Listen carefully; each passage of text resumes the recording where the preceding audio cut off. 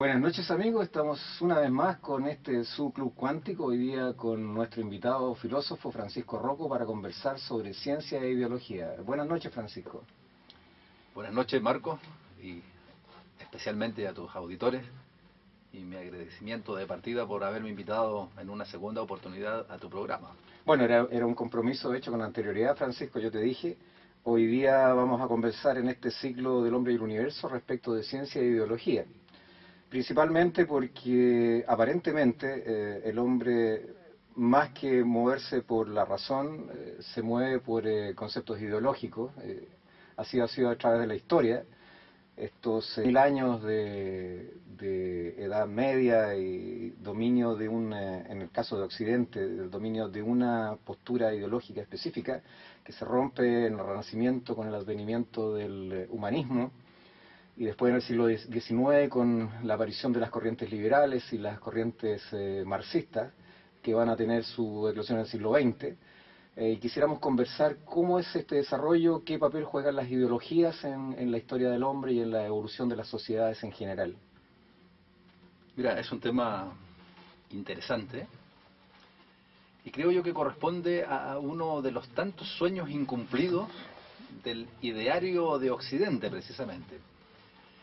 Cuando uno hace una revisión de la concepción de la ciencia que maneja Aristóteles, Aristóteles parte de la idea imaginando una ciencia pura, una ciencia fundamentalmente teórica, contemplativa, una ciencia en cierta medida hasta inútil respecto de las cosas prácticas. Para Aristóteles la ciencia debía satisfacer fundamentalmente el afán humano de saber. Por lo tanto, no necesariamente debería tener una utilidad, además de ser de lograr un sentido de plenitud espiritual. Pero la verdad es que la ciencia ha sido siempre usada con diversos fines, ya sea vinculada a la misma técnica, a la creación de confort para la vida, al resolver necesidades médicas. Es decir, el humano pareciera ser que no puede no pensar en alguna utilidad. Y en ese sentido yo creo que también la ciencia avala alguna forma de poder.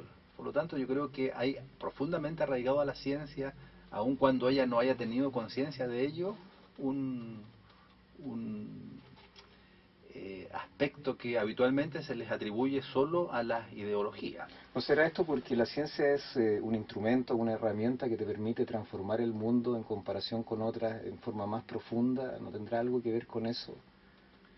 Yo creo que sí, yo creo que efectivamente, como tú señalas, la ciencia es uno de los tantos instrumentos al servicio del ser humano, y como todo instrumento ha sido creado para algo. Entonces la ciencia ha cumplido con muchos algos en su desarrollo, pero nunca ha sido pensada o aplicada por lo menos en los términos en la que la pensó Aristóteles. Yo creo que la ciencia está vinculada a ciertas formas de poder. De hecho, yo creo que la ciencia corresponde a los fines que los científicos en algún momento esperan. Por ejemplo, la ciencia medieval estuvo al servicio de la demostración de la existencia de Dios. En el Renacimiento tiene otros fines, en el siglo XXI en el que estamos persigue otras finalidades. Es decir, no hay un desarrollo desinteresado en el oficio científico. Pero ¿no será que esa es una señal de que el hombre actúa sobre la base y tiene como referente las ideologías? No es una actividad, no es un fenómeno que esté aparte de la actividad humana. ¿No será que el hombre la forma en que el hombre se relaciona con su medio y con los demás hombres? Porque generalmente uno ve grupos de poder en la sociedad, ¿eh? Y cada uno tiene su ideología. Hay una ideología que es la preponderante, lo dice Gramsci en algún momento, de una ideología que es la hegemónica, que va a depender de cuál es el grupo de poder que se mantiene en ese momento imperante. Eh, y por lo tanto hay un sesgo claro, dependiendo del momento histórico en el cual vivimos, que para la ciencia va a ser exactamente lo mismo, es decir, se va a ver impregnada de uno como científico está parado en el mundo y tiene su posición frente al mundo, ¿no tendrá algo que ver con eso? Yo creo que sí, yo creo que tú estás en lo cierto. Eh, la diferencia, digamos, de matiz está en que durante muchos siglos la ciencia estuvo vinculada a algunas ideologías, pero no tuvo la capacidad de reconocerlo. Siendo en alguna medida ideológica, pretendió ser ciencia pura. Entonces había como una especie de separación entre el discurso y su propia acción. Y durante el siglo XX los científicos han empezado a asumir esa condición, no sé si llamarla definitivamente ideológica, pero aquella vinculación con las necesidades mundanas en el cual el investigador está ubicado. En casi todas las grandes ideologías, los grandes movimientos, bueno, durante la Edad Media y más adelante, con el advenimiento del Renacimiento, las grandes ideologías que emergen siempre toman la ciencia de alguna manera para justificar su propia existencia y sus argumentos. Fue así con el liberalismo, Locke, por ejemplo, justifica mucho de sus teorías respecto de la vida y de la sociedad usando uso de conceptos científicos. Esto pasa hoy día también, o sea, no es una cosa ajena. Si uno lo ve desde el punto de vista del liberalismo hasta llegar a Milton Friedman y Hayek, prácticamente sus teorías son, podría uno decir, científicas. Si me lo pregunta a mí directamente, yo diría que son pseudocientíficas. Lo mismo pasa con las corrientes materialistas, con el marxismo, ¿cierto? En todas sus vertientes, porque tiene muchas vertientes. Hacen referencia a la ciencia o como su soporte. ¿Es esto también una demostración de que la ciencia es un instrumento que está vigente, que es una manera de dar fundamento a los presupuestos y a los dogmas a veces del hombre? Bueno, sí. Mira, desde el Renacimiento en adelante, yo creo que cada vez con mayor fuerza se ha venido produciendo una especie de deificación de la razón. ¿Ya? Digamos, es como una especie de razón endiosada. Y también en algunos momentos se ha producido un carácter extremo, digamos, de cientificismo. Y en muchos está la idea de que aquello que no es científico, o no es, o no vale la pena, o es el resultado de una mala higiene mental. Y la verdad es que la ciencia y la razón ocupan una dimensión de la vida humana, pero no toda la vida humana. Es decir, no todo se puede reducir a ciencia, a razón. En las corrientes de fines del siglo XX y en lo que va del siglo XXI, los científicos están poniendo en jaque esa posición tradicional de la ciencia. Y uno de nuestros científicos, como Maturana, no duda él en ofrecer, digamos, la idea de que la ciencia y la razón descansan en un principio no racional, que tiene que ver con la dimensión afectiva, con el amor, con el emocionar. Y yo creo mucho de eso, fíjate, yo creo que para aceptar la razón es previo creer en su poder. Por lo tanto, previo al poder de la razón es la aceptación, si tú quieres, por fe, por creencia, por simpatía, por como se quiera llamar. Por lo tanto, este cientificismo extremo no tiene razón de ser absoluta, ni se puede justificar absolutamente a sí mismo. Será una especie de fetichismo ideológico. Freud dice que al principio, ¿no es cierto?, el primitivo consideraba las ideas solas como elementos existentes y existía esto de la omnipotencia de las ideas. Él pensaba y creía que lo que pensaba era parte de la realidad objetiva. Y esto lo va sustituyendo en el tiempo hasta va creando nuevas obras, incluida la ciencia, y toma esta ciencia, ¿no es cierto?, y la transforma en un nuevo ídolo y termina transformándola en un objeto o en un fetiche. Es decir, es el objeto que mueve mi vida. Sí, No es un abrazar siempre un objeto para transformarlo en algo que no es. claro, mira, Freud plantea él una interpretación respecto de la psicología humana. Pero en el fondo Freud, junto a otros, tienen la conciencia de que esa interpretación es una interpretación de otras interpretaciones. Es decir, ya Freud tiene conciencia que lo que él está haciendo no es absolutamente objetivo, sino que es el resultado de un conjunto de variables que él interpreta a partir de lo que sus pacientes le van contando. Por lo tanto, empieza a emerger la idea de una ciencia más interpretativa que conectada directamente a la objetividad.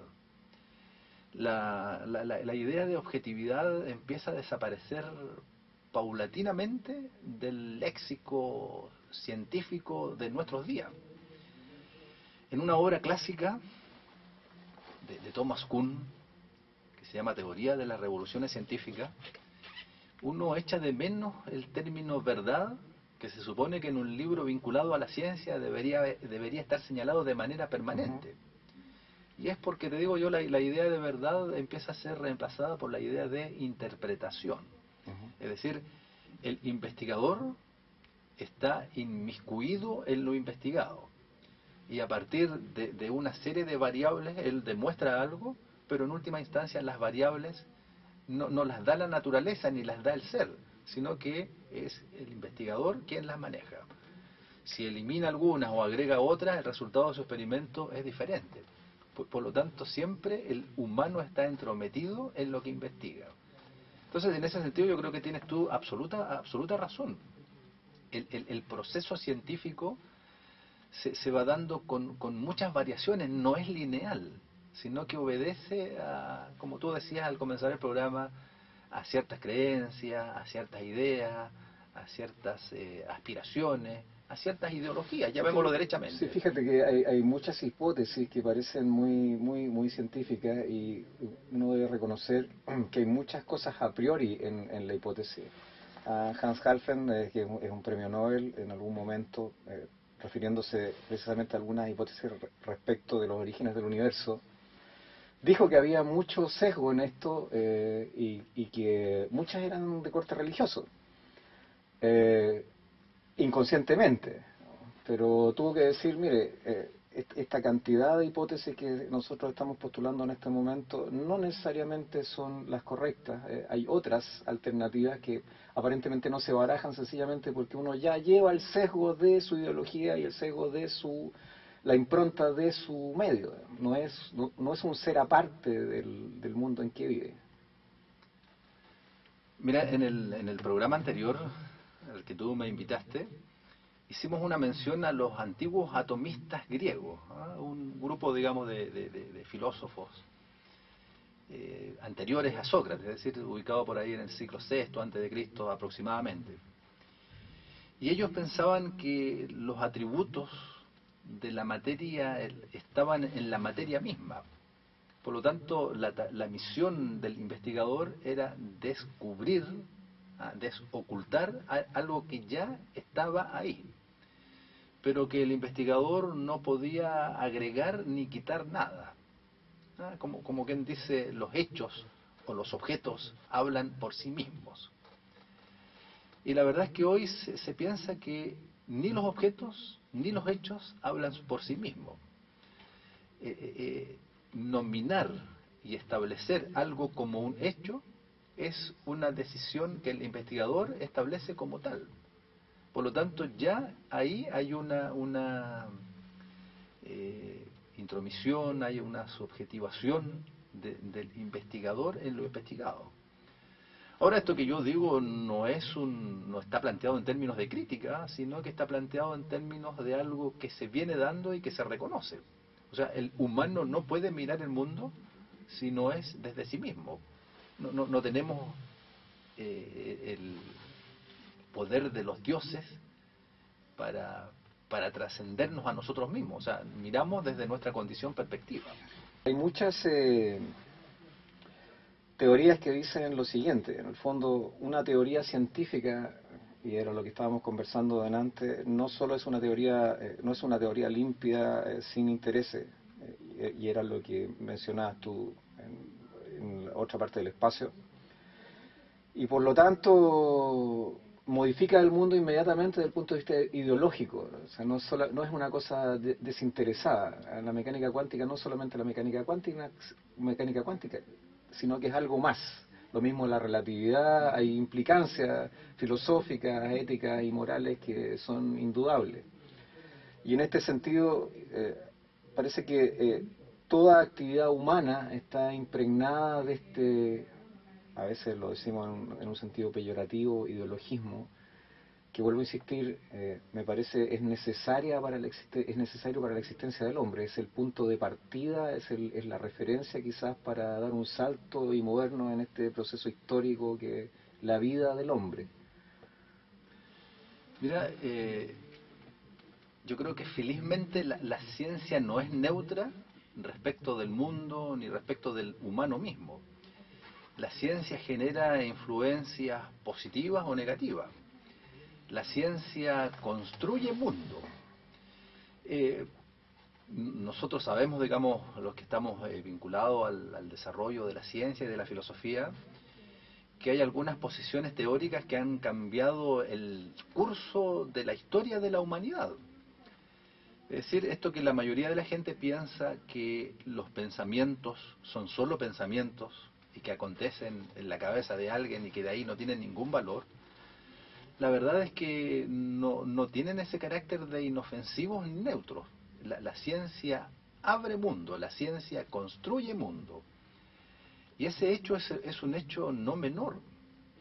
Fíjate que el mundo antes de Galileo y después de él ya no es el mismo. Solo que, claro, se demoraron algunos decenios, algunos siglos en cambiar. Pero hay teorías que han modificado las acciones del mundo. Yo creo que eso es una tarea y una responsabilidad que el investigador debe tener muy en cuenta. Es decir, no se trata solo de dar referencia de algo que pasa, no se trata solo de interpretar, sino que en el acto mismo de explicar y de interpretar se van generando cambios fundamentales en la condición humana y en la historia. Sí, quizás rescatar un aspecto del conocimiento científico que tiene que ver con, y también es una cosa cultural, es una cosa que se mantiene y que uno asume como supuesta cuando hace ciencia, que la obligación del científico es cuestionar siempre sus presupuestos. Eso no siempre pasa. Yo te puedo dar ejemplos históricos en donde hay eminentes sabios y sobre todo físicos que han elaborado teorías y han hecho todo lo posible por mantenerlas a ultranza, a pesar de que las evidencias físicas dicen que es todo lo contrario. Eh, y eso tiene que ver también con un poco con esto que estábamos conversando respecto de que uno termina dogmatizando aquello que crea, a pesar de que haya sido revolucionario en algún momento. Sin embargo, de todas maneras, el quehacer en el mundo científico parece tener esa característica que es la obligación de recibir la crítica, de buenas maneras o no, y aceptar que eventualmente eso que tú creaste se desmorone por evidencias que ya son absolutamente obligatorias. Cosa que no pasa, por ejemplo, con la política, y con los grandes movimientos ideológicos, los que más conocemos, ¿no? O sea, es muy difícil salirse de ese ámbito. En cambio, en la ciencia existe una posibilidad, siempre hay salidas respecto del cuestionamiento, de la duda, que por lo menos, en principio, uno debiera mantener. Mira, yo creo que tú has señalado algunas ideas muy interesantes que probablemente en los minutos que nos quedan no nos dé la posibilidad de comentarlas todas, pero me gustaría hacer una pequeña referencia respecto de cierta distinción entre ciencia e ideología. Que si bien es cierto, hemos dicho, la ciencia está contaminada, usando el término contaminado en un buen En buen sentido, no sentido, digamos en un sí. sentido despectivo ni enfermizo del término. sino que ella está, digamos, teñida mejor de cierta subjetividad, de ciertas necesidades y de la dimensión histórica en la cual el investigador está inserto. Pero creo que tú has dado en el clavo. La ciencia, como saber, tiene que ser un saber abierto. Es decir, hay una dialéctica permanente en juego.